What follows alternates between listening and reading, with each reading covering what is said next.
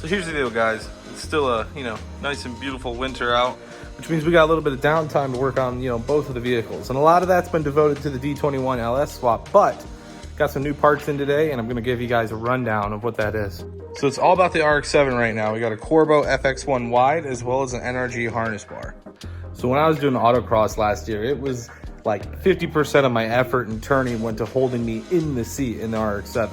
And since we plan on doing some grid life stuff this year, more autocross and things like that, I really wanted to kind of enhance my ability to stay in the car, but I didn't need to go too far. I didn't need to go roll cage and just completely gut the interior. So I wanted to go with a relatively simple solution, and that's what we have here. Now, if you're looking for a quick answer, this Corbeau FX1 Wide will fit in the RX7 with some rail modifications, and this NRG harness bar is designed to fit in the FC. There's just one modification you have to make, otherwise that's made to fit. That being said, the documentation on this stuff, like on forums where the products don't even exist yet, and on Facebook groups where the same question is asked like 7 times a day, is pretty terrible. So the goal here is, while I'm doing this install and we know this is gonna work, I'm gonna try to give you measurements of the seat, give you my measurements, that's gonna include a helmet, as well as measurements of the cockpit for the driver once we have the seat out. So that way you kind of have a bunch of different pieces of information that you may be able to use to purchase a seat that's going to fit you. It may not be a Corbeau, it could be anything. The other thing I want to double check is where the harness bar lands in relation to the seat,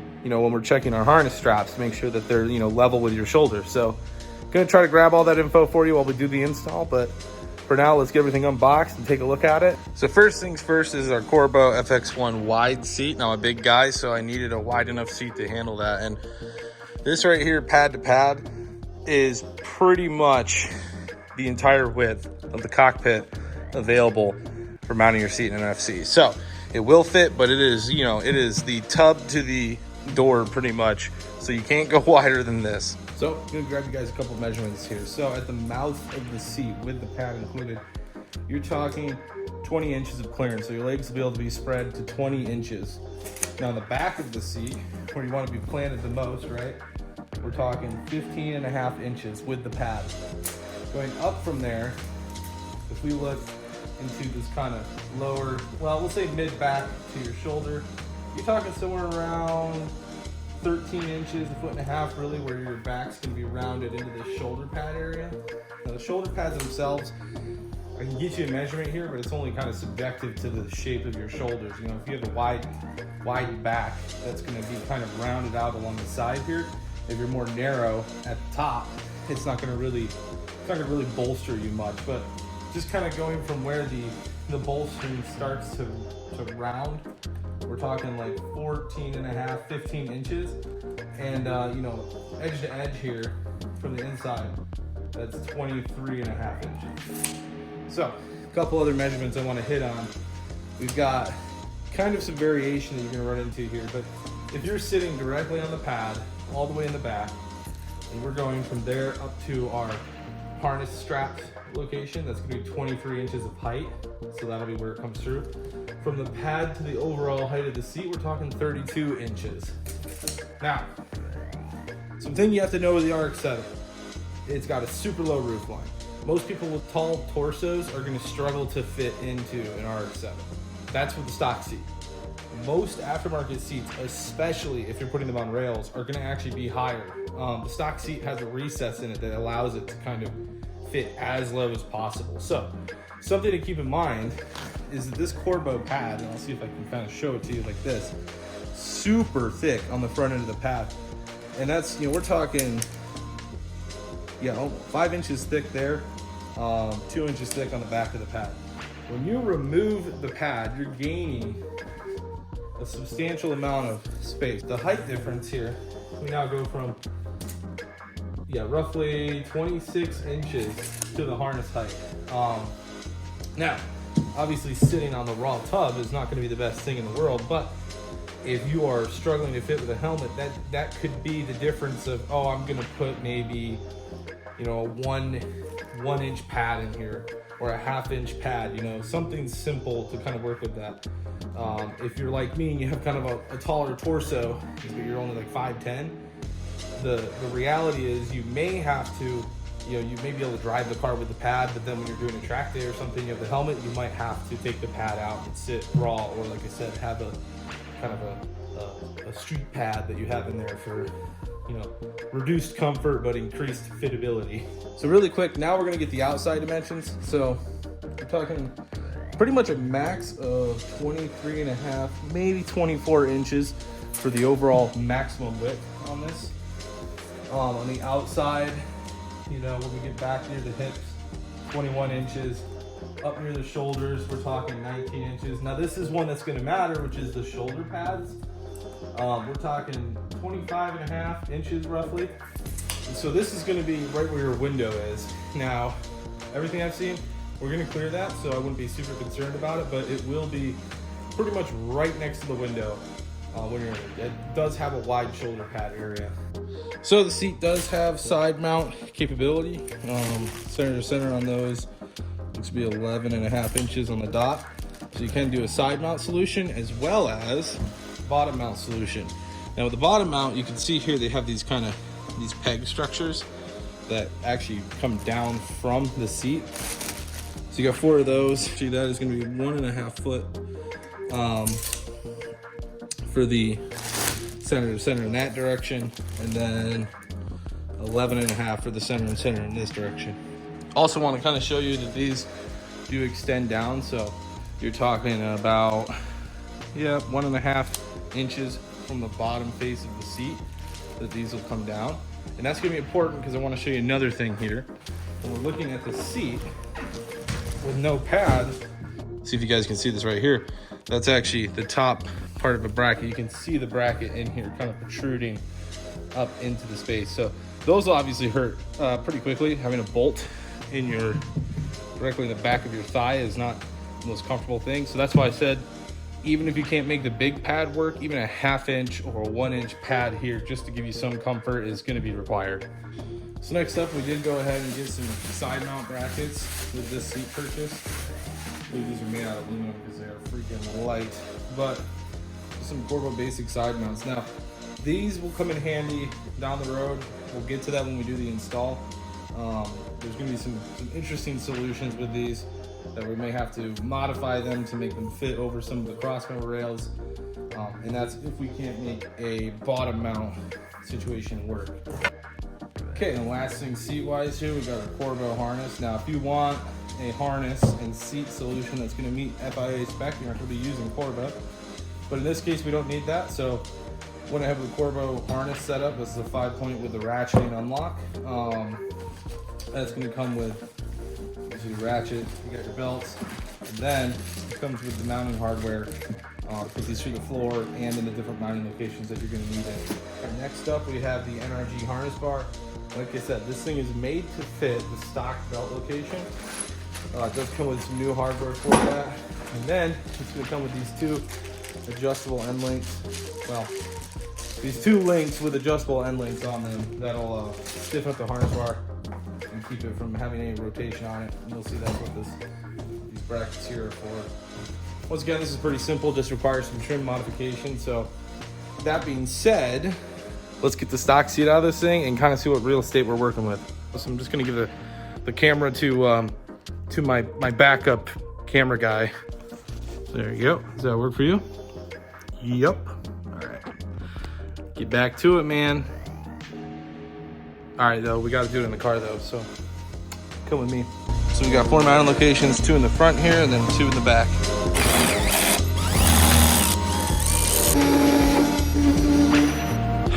Screw rust, man. Okay, that was fun. Obviously, that thing was pretty well gone in there, but let's get our seat pulled out. Just a heads up here, it's going to be easier if you lean it back to kind of draw it out of the cabin, mainly due to height-wise here.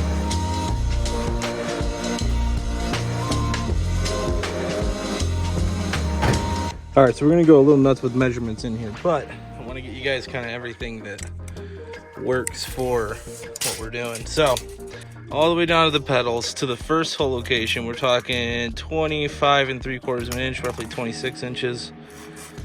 Same thing there. And that's also where we have this first cross member.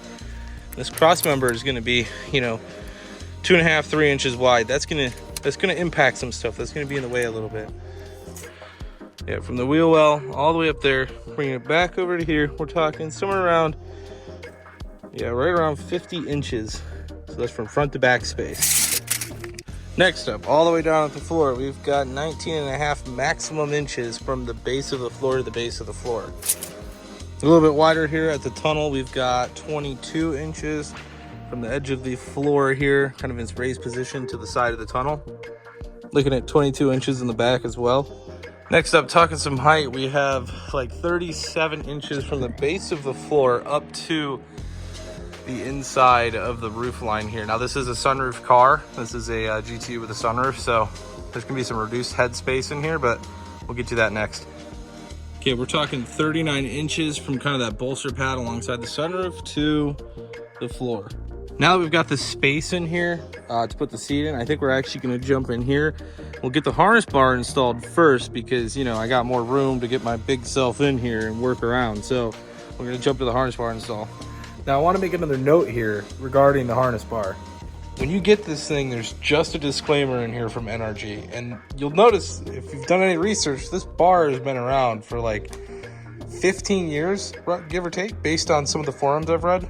And not in one of those forums was I able to find like some sort of original instruction packet from NRG.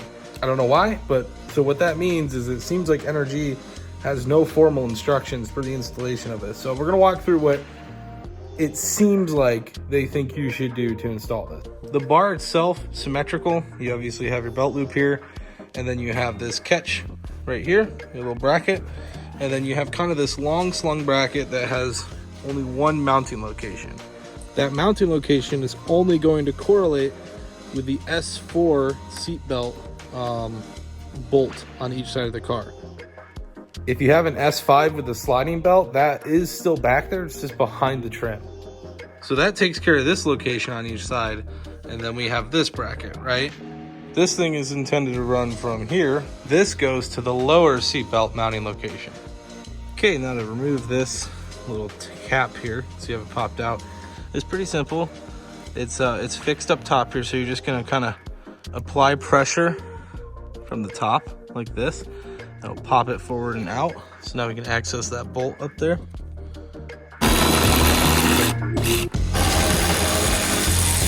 So here we are with the bar mounted at each of the upper seatbelt locations.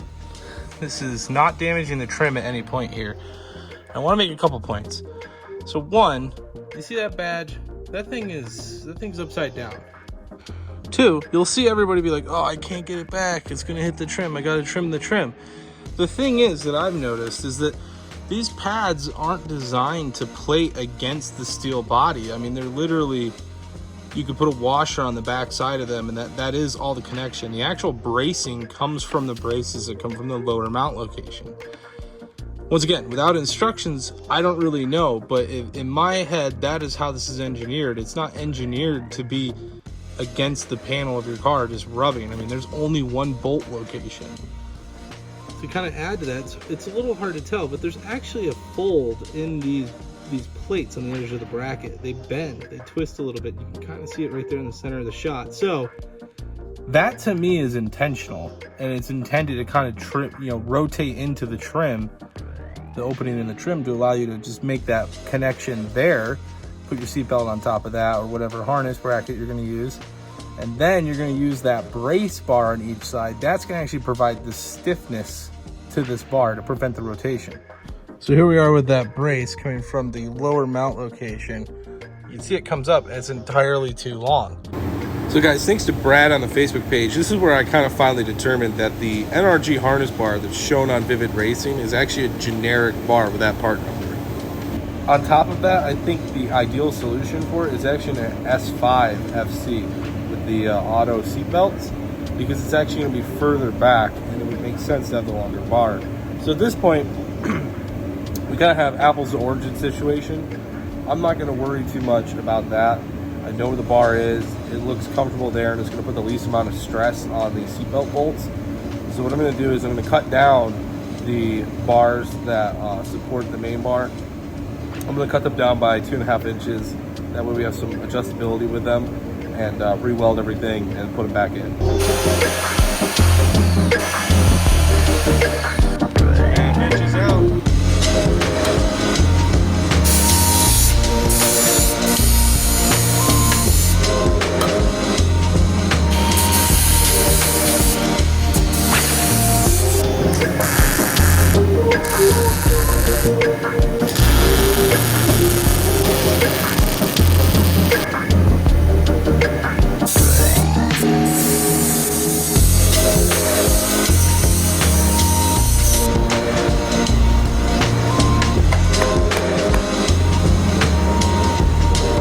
So we have our stock seatbelt bolt here.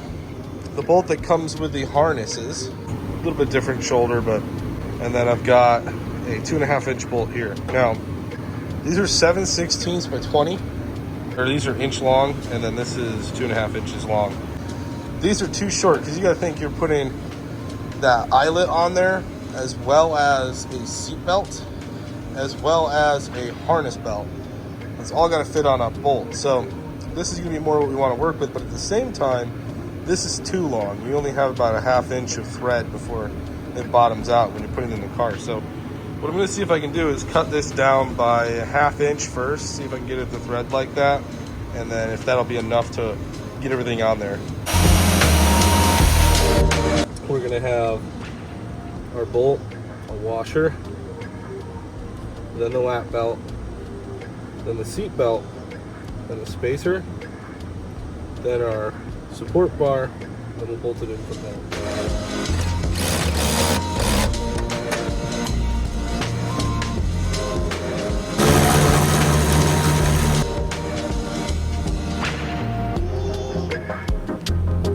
It's already so much stiffer.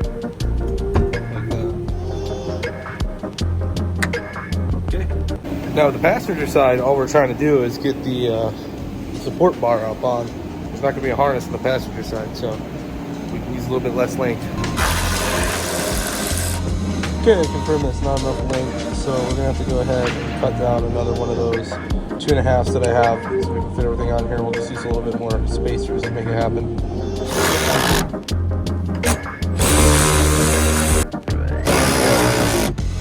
So yeah, here we go. We got the harness bar finished up.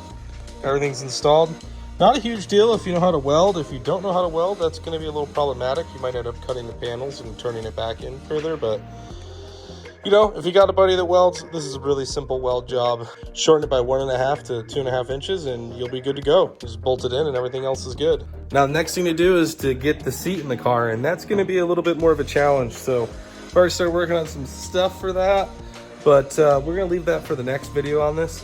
I don't want to make this thing like 45 minutes long, so stay tuned for part 2 where we get the seat installed in this thing and we see if we can finally fit a big guy in a small car. Oh yeah, and don't forget to like, subscribe, and share. Hopefully some of the stuff in this video helped you guys out and gave you some information that maybe was a little hard to find, so it really helps us out. Head over to the Facebook page or the Instagram where we got a lot of behind the scenes stuff. And otherwise, yeah, thanks again guys. You watching these videos helps us make them, so till the next one.